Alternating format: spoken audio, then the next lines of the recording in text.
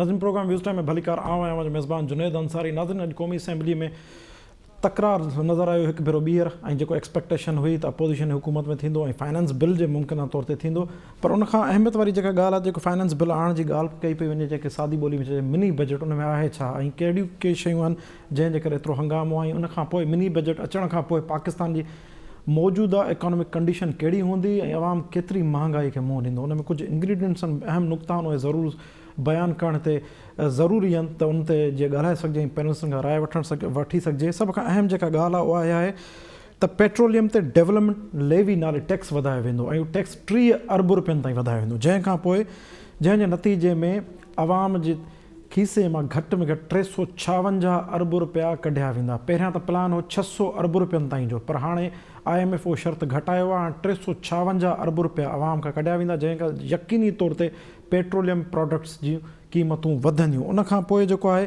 350 अरब रुपयनि जा जेके वधीक टैक्स छूट ॾिनल हुई आवाम खे, उहा टैक्स छूट ख़तमु कई वेंदी 350 अरब रुपयनि जी।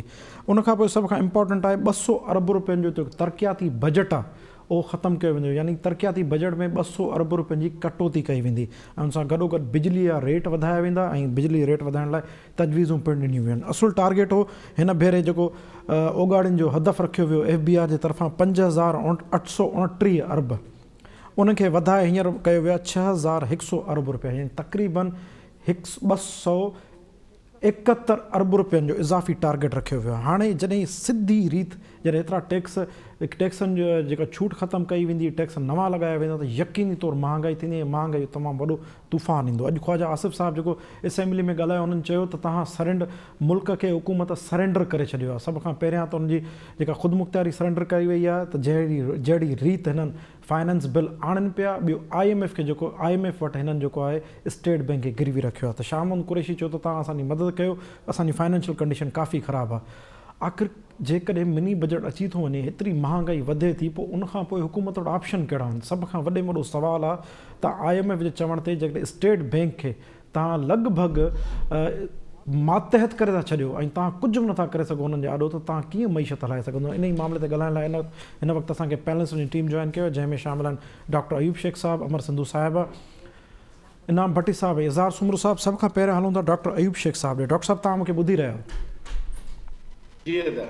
डॉक्टर साहिबु, हीअ जेके सॼा अंग अखर मूं अव्हां जे ॾाढो पेश कया, 350 अरब रुपयनि जी टैक्स छूट ख़तमु, 356 अरब रुपया पेट्रोलियम ते टैक्स लॻंदो, यानी पेट्रोल ते टैक्स लॻो त हर शइ डबल ट्रिपल महांगी थींदी। पोइ जॾहिं मईशत जा अहिड़ा अंग अखर आहिनि ऐं इहो चयो पियो वञे त हाणे असांजा जेके अहम तरीन इदारा आहिनि, उनजी पघारूं बि हाणे कर्ज़नि जे आधार ते हलंदियूं, पोइ बाक़ी बचो छा आहे? कहिड़ी ख़ुदमुख़्तियारी बची आहे? ख़्वाजा आसिफ़ साहिबु चए थो तव्हां मुल्क खे सरेंडर करे छॾियो आहे। मुंहिंजो ख़्यालु हीअ आहे त सरेंडर करणु थोरो अञा सवलो लफ़्ज़ आहे ऐं हिननि गिरवी करे छॾियो आहे ऐं हिननि जो ख़्यालु इहो ऐं चाइना इहा ॻाल्हि सम्झी वियो फॉरेन अफेयर्स जे रिलेशन्स में त पाकिस्तान खे इन करे ई असां रक़म नथा ॾियूं जो उहा रक़म ज़ाया थी वेंदी। इन करे हुननि जेको CPEC जो मुआहिदो कयो, उन में उन्हनि क्लियर ॻाल्हि कई त असां बिल्ड कंदासीं, पर तव्हांखे पैसो पाई न ॾींदासीं। रोड ठाहींदासीं, रेल ठाहींदासीं, पुल ठाहींदासीं, पोर्ट ठाहींदासीं, इंडस्ट्रियल सेक्टर ठाहींदासीं, पर तव्हांखे पाई बि न ॾींदासीं। हिननि जो ख़्यालु हो त हीअ जेके 56 अरब जेके पोइ 60 अरब डॉलर थिया, त इन्हनि मां शायदि ही हिकिड़े रिलीफ जे तरफ़ वेंदा, पर ओचितो IMF अची वई अॻियां, FATF अची वई अॻियां।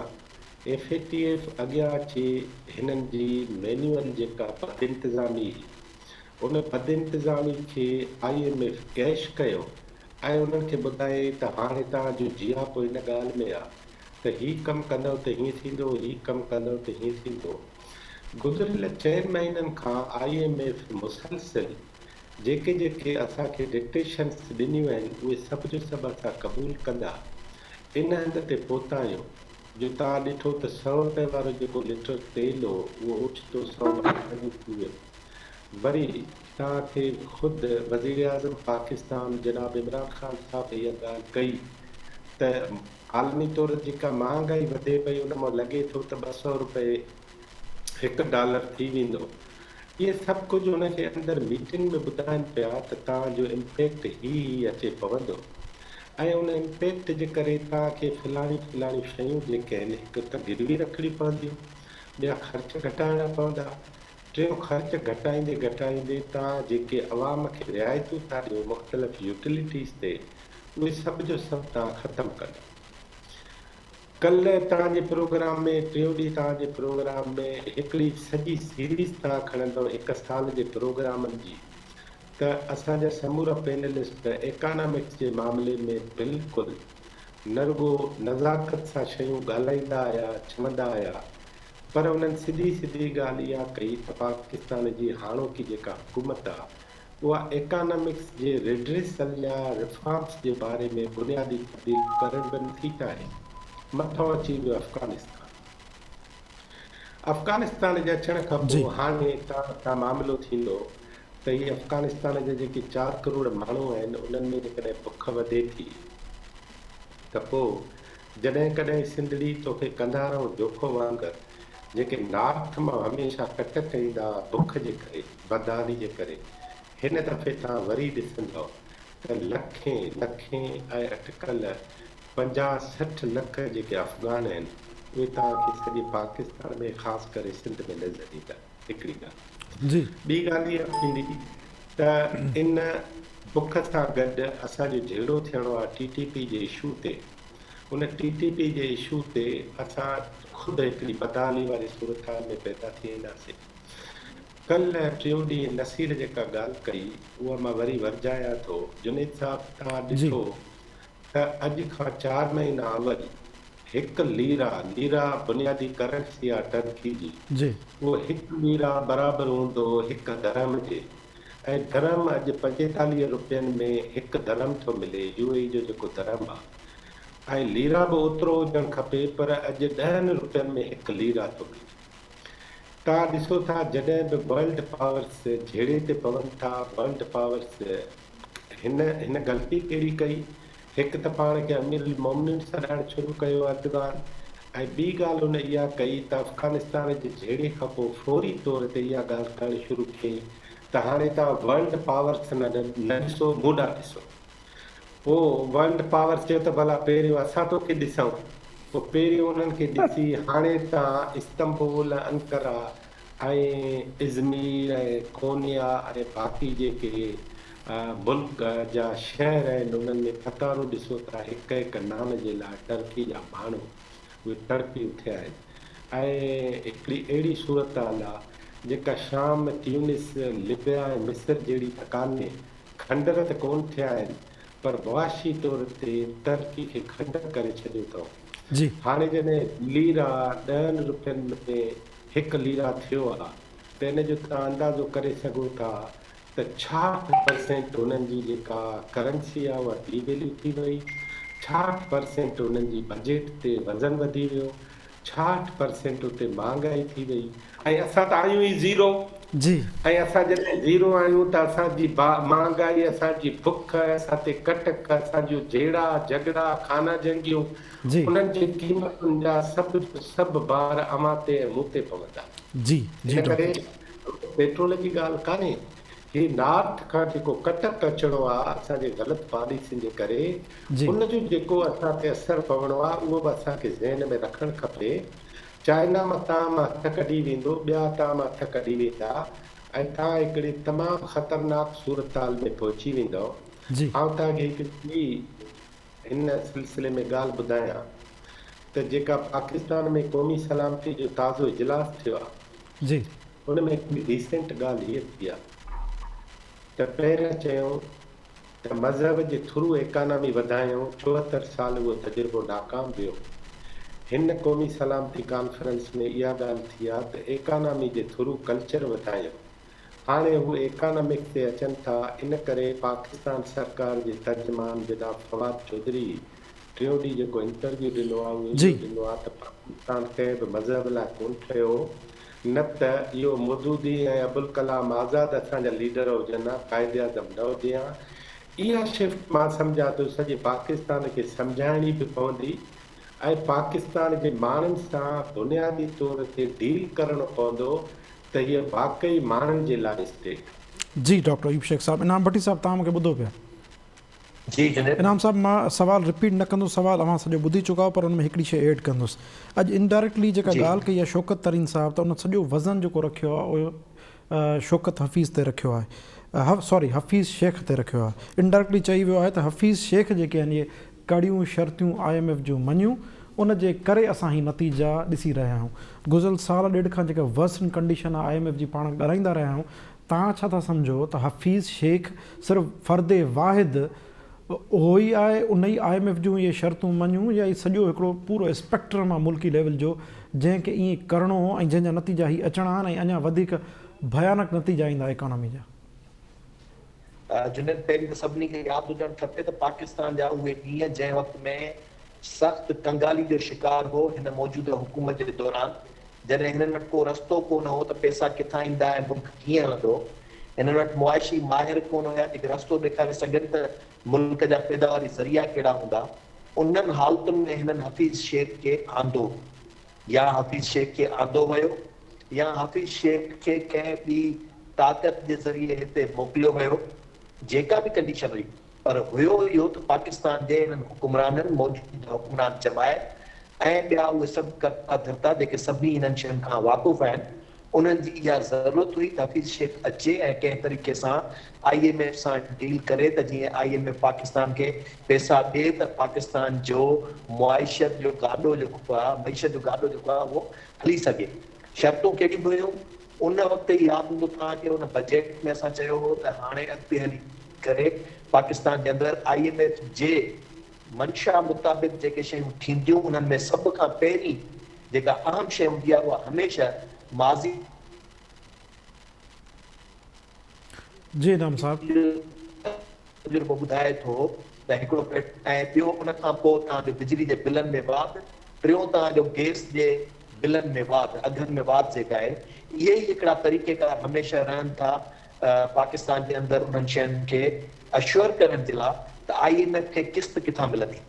उहे त शयूं अॻिते हलियूं, हफ़ीज़ शेख हलियो वियो, उन खां पोइ इहे सभई जेके जहांगीर, शौकत तरीन हुजे या खणी मुबशर ज़ैदी हुजे या ॿिया हुजनि, उन्हनि सभिनी, शबर ज़ैदी हुजे, इन्हनि सभिनी जे पास जेके तजुर्बा कया, उन्हनि सभिनी इन नतीजे ते अची पहुता त पाकिस्तान मजमूई तौर ते हींअर IMF जी एजेंडा ऐं पॉलिसियुनि तहत ई हली रहियो आहे।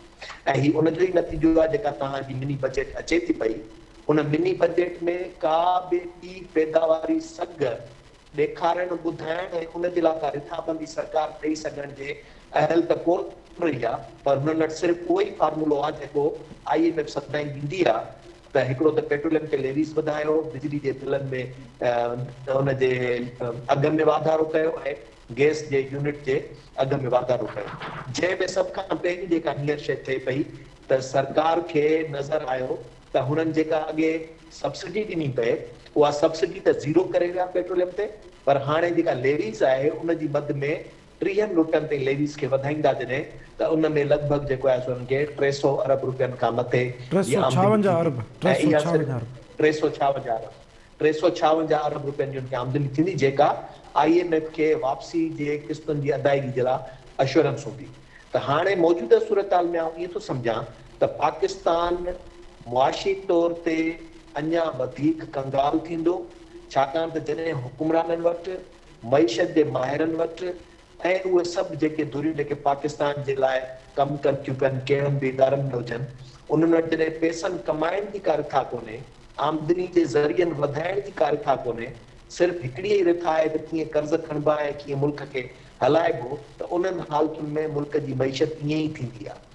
ऐं आउं सम्झां थो त हिते हींअर को बि ॿियो अहिड़ो कारोबार जंहिंमें ही चवनि था हाणे पाकिस्तान वधीक पैदावारी सघ हुनजी मज़बूत थी सघंदी, कोन थींदी, छाकाणि त बुनियादी जेके शयूं हूंदियूं उहे कंहिं बि सनअत खे ॾियण जे लाइ उहा तव्हांजी हिकिड़ी पेट्रोलियम हुजे थी, जंहिंमें उनजे बिजली जे चरखे खे हलाइण खां वठी करे कुझु पेट्रोलियम प्रोडक्ट्स जेके ठहनि थियूं उहे, ऐं ट्रांसपोर्टेशन, जॾहिं उन्हनि में अघु वधी वेंदा त सभिनी शयुनि जा अघु वधंदा, बिजली जा बिल वधाईंदो उन में अघु वधंदा, गैस जा वधाईंदो उन में अघु वधंदा, त तव्हांजी जेका पैदावार जी कुवत आहे उहा ई जॾहिं न वधंदी त ख़रीद जी कुवत अञा वधीक मरंदी वेंदी।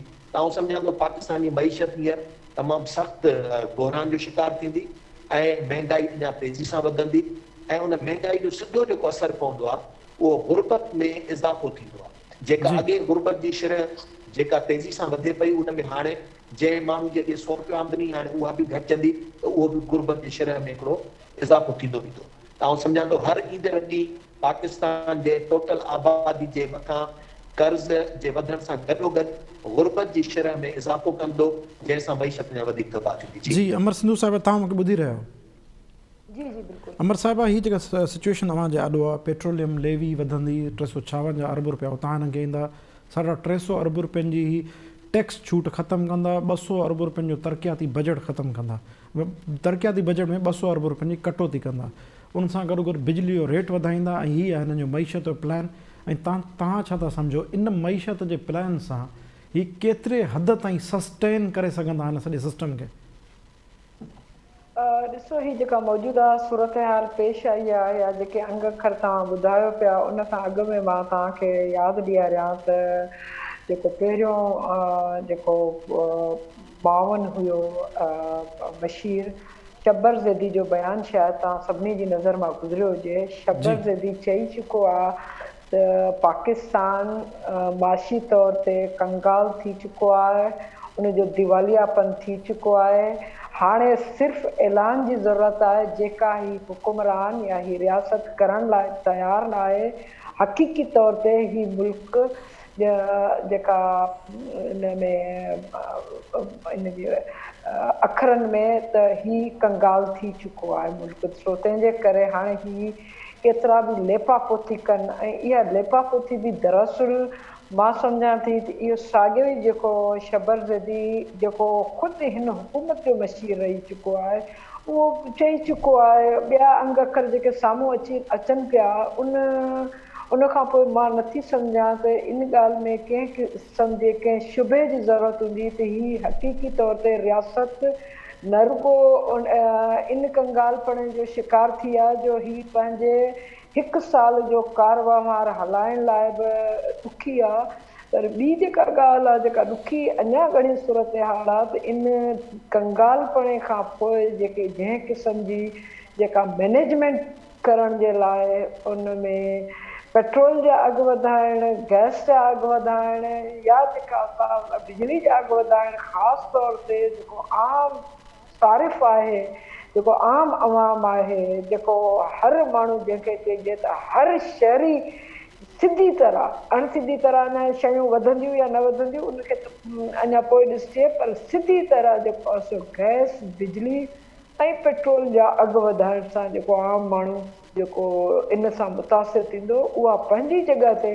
पर ॿी जेका ॻाल्हि जंहिंजे तरफ़ जेके आहिनि से माशी माहिरीन सां गॾु समाजी माहिरीन ऐं जेका असां ॾिसी रहिया आहिनि पाकिस्तान जी सियासी सूरत हाल खे, पंहिंजे इन जे रियासती पॉलिसियुनि खे ऐं उन हवाले सां जेका सियासी तौर ते जेका मैनेजमेंट थी रही आहे मां सम्झां थी उहा मैनेजमेंट बि हिकिड़ो ॿियो डिज़ास्टर खणी ईंदी। ख़ासि तौर ते रुॻो अफ़गानिस्तान जो मामिलो कोन्हे, सीपेक वारो मामिलो ॻिची में आहे ऐं सीपेक वारे मामले सां गॾोगॾु अमेरिका सां जेके रिलेशनशिप आहिनि, छाकाणि इहा IMF का जेका असां बज़ाहिर त ख़ुदि मुख़्तियार माली इदारो हुजे उहो कहिड़ी जेका असां कैपिटलिस्ट आहे, कहिड़े जेका असां उन सां लाॻापियल आहे, केतिरी ख़ुदि मुख़्तियारी आहे। हक़ीक़ी तौर ते पाकिस्तान मां सम्झां थी त पंहिंजे वजूदी क्राइसिस जो शिकार आहे, वजूदी बहरान जो शिकार आहे, जंहिंखे दाख़िली तौर ते ओतिरा ई ख़तरा आहिनि जेतिरा उनखे अंदरूनी तौर ते ख़तरा आहिनि। पर जेका सभ खां वधीक अवाम जे लाइ तशवीशनाक ॻाल्हि आहे उहा तशवीशनाक ॻाल्हि इहा आहे त न रुॻो माशी तरह सां जहिड़े तरीक़े सां मैनेजमेंट कई पई वञे ऐं आम माण्हू ते भार विधो पियो वञे, बिल्कुलु अहिड़े तरीक़े सां जेका असां अंदरूनी मामलात जी मैनेजमेंट थी रही आहे, सियासी तौर ते जेका मैनेजमेंट थी रही आहे, बल्कि इहा मञण में कहिड़ी ख़राबी आहे त जेका असां इहो जेको बिगाड़ आहे उहो माशी बिगाड़ दरअसल आयो ई इन करे आहे जो हिते हिकिड़े हथरादू क़िस्म जो सियासी निज़ाम लागू करण जी कोशिशि कई वई। उन हथरादू निज़ाम सियासी निज़ाम खे मसनूई तौर साह खणाइण जी जेका क़ीमत हुई उहा आम माण्हू खे अदा करणी पई। न रुॻो एतिरो पर जेको मौजूदा जेका सूरत हाल नज़र अची पई थी पई उन में परॾेही मामलनि खां वेंदे अंदरूनी मामलनि ताईं मज़लूम क़ौमनि सां मज़लूम सूबनि सां जहिड़े जी तरीक़े सां उनजी जेका डील थिए पई थी, मां सम्झां थी त इहा कंहिं बि तरीक़े सां माशी तौर ते नई सियासी तौर ते नई जेका असां हिन रियासत जे वजूदी ख़तरे खे घटि कंदी। पर मां अञा बि जेका असां इन ॻाल्हि ते बिल्कुलु ॿुधल आहियां, छाकाणि त मूंखे यादि थो अचे जेॾी महिल ही हुकूमत आई हुई असांजे वॾे माशी माहिर जेको प्रो पीपल्स जेका असां पर्सपेक्टिव रखे थो कैसर बंगाली साहब, उन जा मूंखे लफ़्ज़ यादि अचनि था पिया। उन वक़्तु अञा जेका असां 105 रुपया या 10 रुपया जेका असां डॉलर जी क़ीमत हुई, मूंखे यादि आहिनि चिटी तरीक़े सां हुन जेके आहिनि से हिकिड़े कचहरी जे अंदरि बि आहे जेका असां पोइ बाद में सोशल मीडिया ते बि उन चयो आहे त बाबा तव्हां एतिरा जेका असां हो न थियो, ही जेका मैनेजमेंट थी आहे हथरादू निज़ाम जी, ये डॉलर जो है वो 200 तक जाएगा। मूंखे यादि आहे उनजी त उन वक़्तु उनजी ॿुधायो हुयो त जेका असां पेट्रोल जी क़ीमत केसि ताईं वेंदी ऐं लॻभॻि उहा जेका असां थियण लाइ वञी रही आहे। उन वक़्तु मूंखे लॻो इहो सची ॻाल्हि ॿुधायो त ईअं महसूसु थियो हुयो त जेके माशी जेके माहिर आहिनि इहे जेके शयूं वधाए चढ़ाए ॿुधाइनि था, या शायदि जीअं असांखे बि जेका असां हिन हुकूमत खां जेका बदतरीन तवक़ात हूंदा आहिनि त हीअ बदतरीन जी हिकिड़ी हद आहे। पर इहा जेका असां शायदि वधाउ आहे कैसर बंगाली साहब जो। कैसर बंगाली साहब आख़िरी जेका ॻाल्हि कई हुई, मां हक़ीक़त में जेका असां हीअ शयूं जेको कुझु हाणे वहे वापरिजे थो पियो सियासी तौरु माशी हवाले सां पाकिस्तान जे अंदरि जेका मैनेजमेंट थिए थी पई, जेका मसनूई मैनेजमेंट थिए थी पई, जंहिंमें जेका असां को बि स्टेक होल्डर में शामिलु कोन्हे ऐं चंद वॾा वेही तय कनि था पिया। ख़बरदारी सां चवां थी पई ऐं वॾी हुन सां ज़िम्मेदारी सां। उते उन डॉक्टर बंगाली साहब हिकिड़ी ॻाल्हि कई, उन चयो त मुझे लगता है कि इस मुल्क की हालत ऐसी हो जाएगी कि जीअं अफ़गानिस्तान त पोइ थियो आहे, उन चयो त जेके एयरपोर्ट ताईं पहुचण जे लाइक़ु हूंदा सिर्फ़ु उहे ई जेके आहिनि से चवंदा त सभु सुकून है, बाक़ी त सॼे मुल्क जी हालत जेका थियणी आहे। मां सम्झां थी त उनजी ॻाल्हि कंहिं हद ताईं सच थियण वारी आहे। जेके उहे माण्हू जिन जे खीसे में जिन जे बैंकनि में एतिरा ॾोकड़ हुजनि जेके एंड टाइम ते जेका असां भॼण वारी फ्लाइट वठी सघनि, हक़ीक़त में ही जेका मैनेजमेंट थी रही आहे हिन जो थी सघे थो त हिकिड़े साल में तव्हांखे नुक़सानु नज़र न अचे जीअं कैसर बंगाली 4 साल अॻु में ही ॾिसी रहियो हुयो। मां ईअं सम्झां थी त जेका ईंदड़ 4 साल आहिनि उनखे असां ॾिसी सघूं था, असां सम्झी सघूं था, असां पेशगोई करे सघूं था। न रुॻो असां पर माशी माहिरीन जेके चई रहिया आहिनि त दिवालिया थी चुको आहे, सुभाणे अहिड़ी हालत न थिए त आख़िरी फ्लाइट लाइ बि माण्हू ईअं ई जेका असां थिए अफ़गानिस्तान में थी आहे त पाकिस्तान हिकिड़ो माशी तौर ते मुस्तहकम मुल्क अहिड़े हालतनि कीअं मसनूई जेका असां उन तरीक़े सां पहुचायो वियो आहे। मां सम्झां थी त हींअर उन ते सोचण जो जेका असां ज़रूरत आहे त ॿीहर माण्हुनि जी अवाम जी सूबनि जी शमूलियत सां हिकिड़े सियासी निज़ाम खे जेको हक़ीक़ी तौर ते हिन मुल्क खे बचायो वञे, उन जी बुनियाद ते हिन पॉलिसी खे जेका असां मुरतब कयो वञे, जेका प्रो पीपल्स अवाम जे फ़ाइदे ऐं मफ़ादनि लाइ हुजे, बजाए हिनखे के ख़ासि मख़सूस तबक़नि लाइ। जी इज़हार साहब तव्हां मूंखे ॿुधी रहियो, इज़हार सुमरो साहब तव्हां मूंखे ॿुधी रहियो। इज़हार साहब तव्हांजो छा ख़्यालु आहे, हीअ जेका अंग अखर आहिनि 350 अरब रुपयनि जी टैक्स छूट ख़तमु थींदी, 356 अरब रुपयनि जी पेट्रोलियम लेवी लॻंदी, तरक़ियाती बजट मां 200 अरब वेंदा ऐं उनखां पोइ बिजली महांगी थींदी। हिन सुभाणे वज़ीर आज़म साहब इजलास तलब करे वरितो आहे फेडरल कैबिनेट जो स्पेशल, जंहिंमें मिनी बजट जी मंज़ूरी ॾिनी वेंदी। 12 जनवरी खां अॻे हिननि खे इहो पार्लियामेंट में फाइनेंस बिल पेश करिणो आहे। हाणे अहिड़ी जेका सूरत हाल थींदी, महांगाई त ॿीड़ी टीणी थी वेंदी, आवाम में सघ रही कान्हे, पोइ हीउ सिस्टम सस्टेन कीअं करे सघंदा, एतिरी महांगाई कीअं ही बर्दाश्त कराए सघंदा आवाम खां। ऐं उनखां पोइ जेके सुवाल उथनि था त तव्हां अहिड़े क्रॉस रोड्स ते बीठा आहियो जिते तव्हांखे हिकिड़ा वॾा डिसीशन्स करणा आहिनि ऐं तव्हांजो शौकत तरीन साहब चए थो त इंडायरेक्टली इहा ज़िम्मेदारी हफ़ीज़ शेख जी आहे ऐं हफ़ीज़ शेख IMF खां डील कराई, त छा सिर्फ़ु हफ़ीज़ शेख ई न ज़िम्मेदार आहे सॼे कार वमार जो?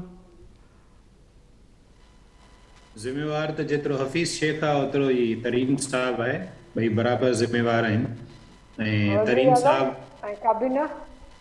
ऐं असल में चलो पहिरीं अमर जे पसंदि नालो वठी था छॾियूं, इमरान ख़ान ज़िम्मेवार आहे सभ खां पहिरीं त, सही आहे। हुकूमत इमरान ख़ान हुकूमत पे चई सघे थी न, काबीना समेत हुकूमत जी मंज़ूरी ते ॾिनी असल में ही जेको ये जेको फेल्योर आहे इहो जेका इमरान ख़ान जे पावर में अचण वारी इहे समूरी एक्सरसाइज़ आहे उनजो फेल्योर आहे।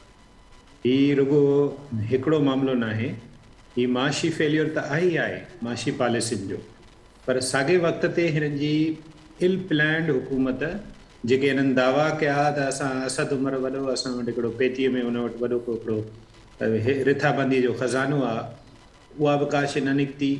उनजे नतीजे में ही जेके माण्हुनि सां हिननि फॉल्स प्रॉमिसिस कया, कूड़ा वाइदा कया, उन्हनि जी हाणे इंतिहा थियण पई वञे। ऐं जॾहिं शयूं पंहिंजे इंतिहा ते पहुचंदियूं आहिनि त जुनैद साहब खे आउं ॾिसां पियो त उहो काफ़ी परेशान आहे, पर इन जो हिकिड़ो पॉज़िटिव पहलू हुयो जुनैद साहब, पॉज़िटिव पहलू इहो अथव त जॾहिं शयूं पंहिंजे इंतिहा ते पहुचंदियूं आहिनि त पोइ वरी वापसी शुरू थींदी आहे। So it's a beginning of the end for project Imran Khan. छाकाणि त इन लेवल ते जॾहिं वेंदा हिते हिकिड़ो ज़िमनी सुवाल अव्हां खां पुछणु चाहियां थो। अव्हां चवंदा हुआ त प्रोजेक्ट इमरान ख़ान 10 सालनि जे लाइ आहे, त पोइ तव्हां हींअर बि अञा ताईं इन ॻाल्हि ते क़ाइमु आहियो त हीउ प्रोजेक्ट 10 सालनि जो आहे?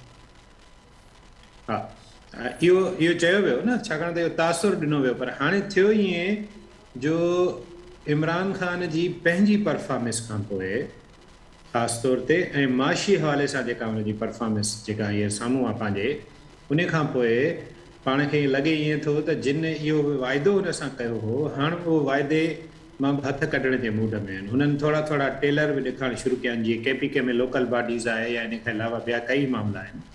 त हिकिड़ो त मामिलो इहो आहे, ऐं ॿियो जेको तव्हां ॾिसो पिया त हीउ जेको नवाज़ शरीफ़ जी ॻाल्हि हले पई थी, छा इहा हादसाती आहे, अचानक आहे, ओचिती आहे? न, इहो सॼो मामिलो बि इहो ई आहे त जॾहिं हिकिड़े जेको आहे पंहिंजो साइड ते हॉकीअ जी मैच में जीअं हूंदो आहे न, हिकिड़ो सेंटर फॉरवर्ड हूंदो आहे, वरी हुनजो साइड में बि ॿियो रांदीगर हूंदो आहे, पोइ हुनजी मर्ज़ी हूंदी आहे त बाल कंहिंखे पास ऑन करे। सो हींअर बाल पास ऑन थी वियो आहे ॿिए पासे। हाणे अचूं था हिन ते त हीअ जेका मिनी बजट आहे, हीअ पाकिस्तान जी तारीख़ में पहिरीं मिनी बजट न आहे, पर हिननि हुकूमतुनि छा कयो आहे, इमरान ख़ान जी हिन हुकूमत इहो कयो आहे जो लगातार 3 सालनि खां ही मिनी बजट्स ॾींदा पिया अचनि। हिननि जेके टैक्सिस जा जेके टारगेट्स आहिनि उहे अनरियलिस्टिक ठाहिया त उन में उन्हनि खे का अचीवमेंट न थी। वरी हिननि अंगनि अखरनि खे अॻिते पोइते करे फेराए ॾिनो त बाबा हेॾी डेवलपमेंट, हेॾी तरक़ी थी वई आहे असांजे दौर में, उहो बि सभु फॉल्स प्रॉमिसिस थिया। डॉलर जो सभ खां वधीक छेड़छाड़ जेका हिननि कई डॉलर सां, नतीजे में डॉलर जो जेको नंबर हाणे वञी बीठो आहे उहो तव्हां ॾिसो पिया त उहो 200 जे हाणे क़रीब अचे पियो। इहे सभु इंडिकेटर्स अल्टीमेटली मुतासिर कंदा लोअर क्लास खे, सफ़ा ग़रीब तबिके खे ऐं लोअर मिडिल क्लास खे। बाक़ी जेके मथे तबिके जा माण्हू आहिनि, जीअं असांजो दोस्त आहे डॉक्टर अयूब शेख साहब, हिननि खे का बि कुझु बि न थींदो हिन सां, मतिलबु इहे अछा कोट ईअं ई पाए वेठा हूंदा। ठीकु आहे, इन्हनि खे छाकाणि त उहे छा कंदा त जेका शइ उन्हनि खे खपाइणी हूंदी उहा 10 रुपए जे बजाए 12 रुपए में खपाईंदा। ठीकु आहे, मसइलो थींदो हुन माण्हू जे लाइ जेको वीचारो मतिलबु, ऐं यकीन कयो हींअर आऊं हिकिड़ी बाज़ार मां कम सां वियुसि त जंहिं जाइ ते बि आउं बीठो आहियां त 5 खां 7 माण्हू हथ टंगे पिनण जे लाइ बीठा आहिनि। इहो एक्सट्रीम सिचुएशन आहे, या माशी तबाहीअ जी हिकिड़ी निशानी आहे। ॿियूं बि काफ़ी निशानियूं आहिनि। हिननि सभिनी ॻाल्हियुनि जे नतीजे में थींदो छा, असुल ॻाल्हि आहे इहा। हिकिड़ो त हिन जे नतीजे में ही जेको थोरी घणी क्रेडिबिलिटी इमरान ख़ान जे हुकूमत जी आहे उहो लूज़ करे ॾी। उन खां पोइ हिनखे घर मोकिलणु सवलो थी वियो। इन ते गुफ़्तगू हली रही आहे त हिनखे घर कीअं मोकिलिजे, इहो बि हिकिड़ो आहे। ऐं ॿियो इहो आहे त सॼो वरी ब्लेम बि इमरान ते विझिबो। इहो नुक़्तो अहम अथव, ब्लेम सॼो इमरान ते वेंदो। तव्हां चओ था हफ़ीज़ शेख या तरीन, न, इमरान ते ब्लेम वेंदो ऐं इमरान ते ब्लेम विझणु चाहिनि था त जीअं बाक़ी सभु सेफ थी वञे। इहो आहे ॿियो नुक़्तो हिन ॻाल्हि जो। ऐं इन सॼे मामले जे नतीजे में हिकिड़ी जेका सभ खां वधीक सेंसिटिव ॻाल्हि आहे, मां सम्झां थो मिनी बजट में, अवां ॻाल्हि था कयो हिननि जी त बिजली जो अघु वधंदो या महांगाई थींदी। ऐं हिनखे ॿिए पासे ॾांहुं पियो ॾिसां, हिन में जेको इदारती हवाले सां कुझु शयुनि जो ज़िक्र आहे जेके हुकूमत खे अप्रूव करणियूं आहिनि। ऐं जंहिंखां पोइ सभ खां अहम नुक़्तो जेको आहे उहो इहो आहे त 17 ग्रेड ऐं उन खां मथे जे सरकारी मुलाज़िमनि खे पंहिंजा एसेट्स ज़ाहिर करणा पवंदा। इहो हिकिड़ो अहिड़ो नुक़्तो आहे जेको कई मामला ज़ाहिर कंदो, कई शयूं कॉम्प्लिकेट। हाणे हिनखे हिकिड़ी ॿी ॻाल्हि सां गॾु जी स्टेट बैंक खे प्रैक्टिकली ही जहिड़ो कर सरकार जे हथ वस खां, हाणे सरकार न नोट थी छापराए सघे उनखां, न कर्ज़ थी खणी सघे, बाक़ी पोइ स्टेट बैंक सरकार जी कहिड़ी थी। हिकिड़ो थियो इहो मामिलो। हे हुकूमतूं ईअं कंदियूं रहियूं न माज़ी में बि, ईअं न त इमरान रुगो कयो आहे, आसिफ ज़रदारी जी हुकूमत में बि ईअं थियो हूंदो, नवाज़ शरीफ़ जी हुकूमत में बि थियो हूंदो, मुशर्रफ जी हुकूमत में जी लोन बि खणंदा आहिनि ऐं नोट बि छापराईंदा आहिनि, जी। ॿई कम न थींदा। हाणे त स्टेट बैंक बि सरकार जी न रही। इन सॼी सूरताल खे तव्हां सोचो त अल्टीमेटली इन सॼी सूरताल में ही जेकॾहिं 17 ग्रेड जे ऑफिसरनि जा एसेट्स ज़ाहिर थिया जी त पोइ त मज़ा थींदा ॾाढा।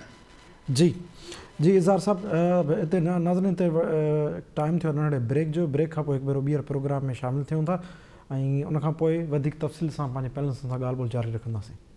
नाज़रीन प्रोग्राम में हिकु भेरो ॿीहर भलीकार। डॉक्टर अयूब शेख साहब, जेका डिस्कशन हली पई, जेका सिचुएशन आहे वर्स्ट खां वर्स्ट आहे, पर तव्हांजे ख़्याल में हिकु पासे छो त तव्हां हिनखे ॻंढियो आहे पॉलिटिकल सिनेरियो सां, ऐं जेके ॿियनि पैनलिस्टनि ॻाल्हायो त ज़ाहिरी ॻाल्हि आहे हिकिड़ो पॉलिटिकल सिनेरियो सां शइ जुड़ियल आहे।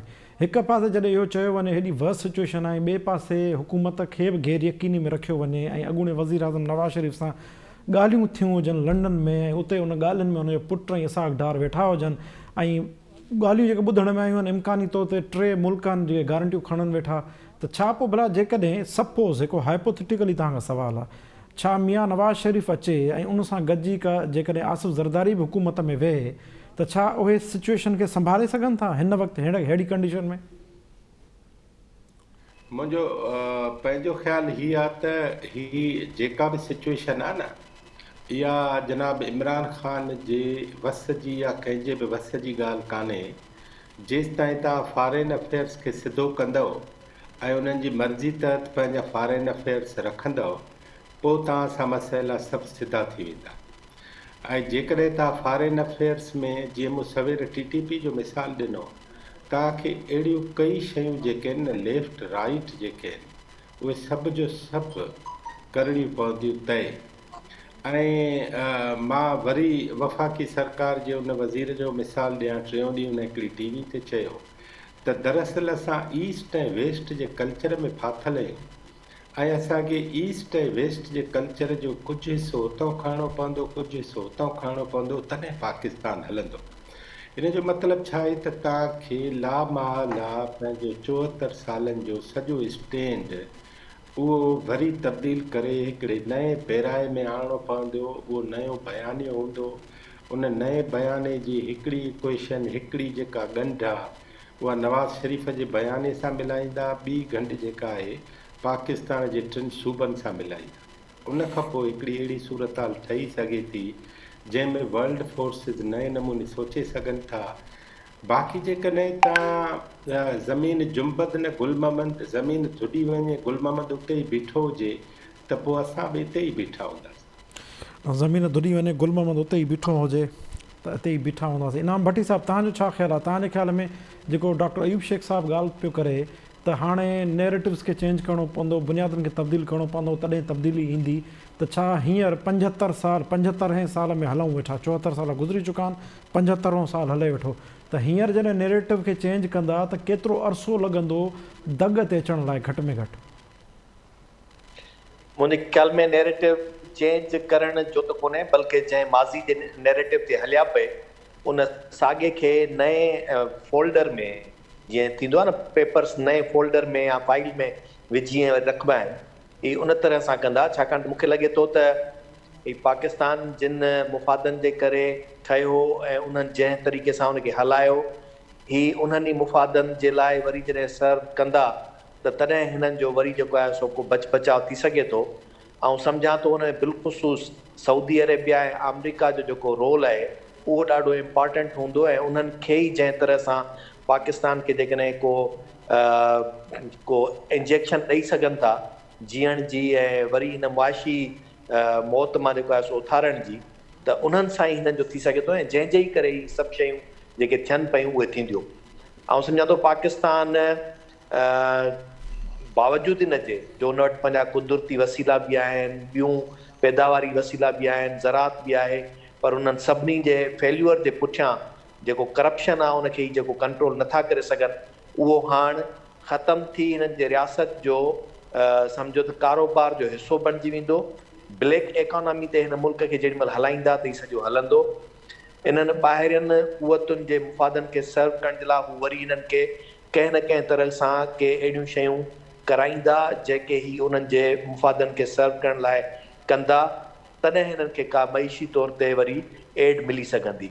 आउं सम्झां थो नैरेटिव को तब्दील करणु कोन पिया वञनि, पर हुननि अॻियनि धुरियुनि जो जेको नैरेटिव आहे उन्हनि सां वरी गॾु बीहण जे लाइ नए सिरे सां नई जेका आहे सुफ़बंदी कंदा। त आउं सम्झां थो उहो ई साॻियो नैरेटिव, पर नए सिरे सां साॻियनि असुल मालिकनि सां गॾु बीही करे ई पंहिंजो पेश कंदा। जी अमर सिंधु साहिब, तव्हांजी तजवीज़ कहिड़ी आहे, तव्हांजो ख़्यालु छा आहे? सिचुएशन वर्स आहे ऐं जेकॾहिं लेट सपोज नवाज़ शरीफ़ सां ॻाल्हाइनि था, आसिफ़ ज़रदारी खे इंगेज था कनि, तव्हांजे ख़्याल में त उहे धुरियूं अची छा मुल्क हिन सूरत हाल मां संभाले वरी दग ते लाहे सघनि था?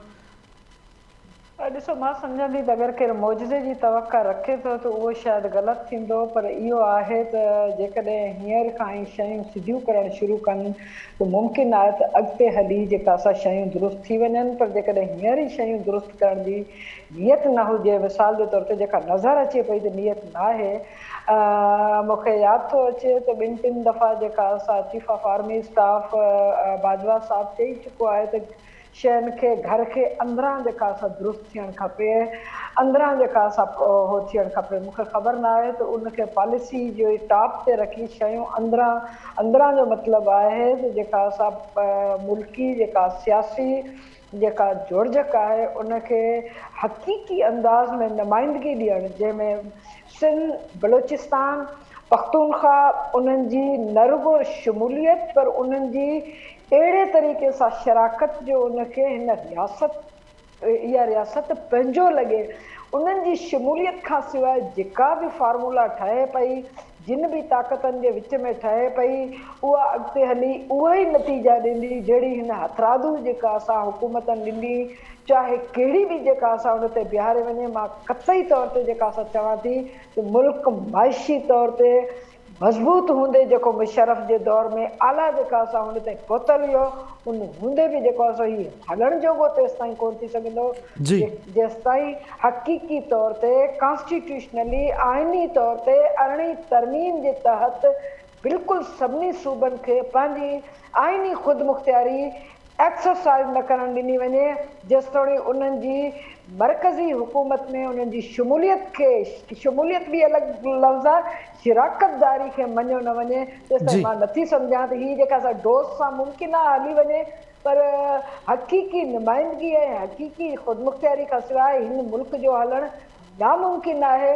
चाहे केतिरे बि हद ताईं माशी इंडेक्स बहितर हुजनि, तॾहिं बि अंदरियां इहे मामला सुधारण खां सवाइ ही घणे वक़्त ताईं हली न सघंदो। जी इज़ाज़ साहिबु कंक्लूड कजो, 2 मिंट तव्हां वटि। तव्हां छा था सम्झो, हीअ जेके हाइपोथेटिकली जेके तजवीज़ूं ॾिनियूं पियूं हिननि त फलाणे खे आणियो त कुझु बहितरी थी सघंदी, छा मुमकिन आहे हिन सिचुएशन में केरु कढी सघे थो? नंबर 1 ऐं नंबर 2, जीअं त इंटरनल फैक्टर्स ते असांजे डॉक्टर अयूब शेख साहिबु ऐं अमर सिंधु साहिबु ॻाल्हायो ऐं एक्सटर्नल फैक्टर ते रफ़ीक इनाम भट्टी साहिबु ॻाल्हायो, तव्हां छा था सम्झो इंटरनल फैक्टर केतिरो इम्पॉर्टेंट आहे ऐं एक्सटर्नल फैक्टर केतिरो इम्पॉर्टेंट आहे? इन जो तव्हांजो जेको आख़िरी इहो सुवालु आहे त केतिरो इम्पॉर्टेंट आहे, इन जो तमामु सादो जवाबु आहे त इमरान ख़ान जे हिन समूरे फेलियर जो तव्हांखे लॻे थो त को इंटरनल फैक्टर डोमिनेटिंग आहे? हरगिज़ बि न। उहो जेको टेलीफोन कॉल न हिकु भेरे थी न ॿिए भेरे थी, उन जा नतीजा ई आहिनि न हीअ जेके पाण खे साम्हूं नज़र अचनि पिया। वरना अमेरिका एॾो ताक़तवर मुल्क आहे जो हू चाहे त जीअं साउथ कोरिया जीअं ॿियनि जूं बबल इकनॉमीज़ हुननि ठाहे छॾियूं, हू जिन मुल्कनि जूं चाहींदा आहिनि इकनॉमीज़ मथे खणी वेंदा आहिनि, जिन जूं चाहींदा आहिनि इकनॉमीज़ किराए छॾींदा आहिनि। सो हिते बि मामिलो इहो आहे, इमरान ख़ान या केरु बि पाकिस्तान में जेकॾहिं हुकूमत करे थो ऐं मिसमैच आहे एक्सटर्नल अफेयर्स सां, त पोइ उन जे लाइ प्रॉब्लम्स त आहिनि ई आहिनि। हाणे ॿी जेका ॻाल्हि अव्हां करियो था न, इहा बि थोरी मुबहम आहे। मिसाल ज़रदारी साहिब जो बि इहो क्लेम आहे त भई असां अमेरिका सां ॿियनि सां मामला सिधा करे वठंदासीं, न सिधी ॻाल्हि था करियूं पाण। नवाज़ शरीफ़ बि चए थो त सऊदी सां बि मुंहिंजा कॉन्टेक्ट सुठा आहिनि ऐं अमेरिका सां बि करे वठंदुसि। हाणे ॻाल्हि इहा आहे त दुनिया एॾी तब्दील थी वई आहे इन सॼे फेज़ में, आसिफ़ ज़रदारी ऐं नवाज़ शरीफ़ जे पावर में वञण खां पोइ, ख़ासि तौर ते अफ़गानिस्तान जे पर्सपेक्टिव में जो इहा बि पक न आहे त उहे बि साॻे पेज ते एक्सटर्नल फैक्टर सां बीहंदा या न बीहंदा, छो त दुनिया वरी इनखे अञा टे पासे न थी ॾिसे। दुनिया जो हाणे इंट्रस्ट घणे भाङे हिन खिते मां घटिजी वियो आहे, इहो सम्झणो आहे असांखे। हाणे इन पर्सपेक्टिव में ॾिसणो आहे त हू शयुनि खे जेको हुकुमरान अचे थो उहो कीअं थो हैंडल करे। इमरान ख़ान खां हैंडल न थी सघियो, इहा त थी वई माज़ी जी ॻाल्हि हाणे, छाकाणि त इमरान ख़ान जो हूअं बि टेन्योर अची पूरो थियो आहे। असुल इम्तिहान वरी उन्हनि धुरियुनि जो हूंदो, तंहिं करे माण्हुनि खे जुनेद साहब असांखे ख़्वाब नथा ॾेखारे सघूं त ज़रदारी साहब वटि को वॾो फार्मूलो आहे या मियां नवाज़ शरीफ़ जी पार्टी वटि को वॾो फार्मूलो आहे जंहिंसां हिकदमि सभु कुझु ठीकु थी वेंदो, गुरबत ख़तमु थी वेंदी ऐं माण्हुनि खे रोज़गार मिली वेंदो। छो त मिसाल पीपल्स पार्टी जो ई रुगो वठी वठूं त पीपल्स पार्टी जी सिंध में बि 13 सालनि खां हुकूमत आहे न, जेकॾहिं उन वटि को अहिड़ो जादू जी छड़ी आहे त उहा छड़ी भला सिंध में फेराए वठनि फ़िलहाल, त पाण को लकाउ ॾिसूं ऐं पोइ चऊं त हा हा हीअ जॾहिं मर्कज़ में ईंदा त हिते वाह वाह थी। जी वॾी महिरबानी इज़ार सुमरो साहब। इन में जुनेद हिकिड़ी ॻाल्हि रुगो ॿिए दफ़े उन ते बहस कजे। मुंहिंजो ख़्यालु आहे त दुनिया जे पावर्स जो साउथ एशिया ऐं मिडिल ईस्ट में 500 दफ़ा इंटरेस्ट वधियो आहे, घटियो न आहे। जी जी सर, वॾी महिरबानी। डॉक्टर अयूब शेख साहब, इनाम भट्टी साहब, इज़हार साहब ऐं अमर सिंधु साहिबा। नंढे प्रोग्राम टाइम पंहिंजी पुॼाणी थो पहुचे। पंहिंजे मेज़बान जुनेद अंसारी खे इजाज़त, सदाईं गॾु।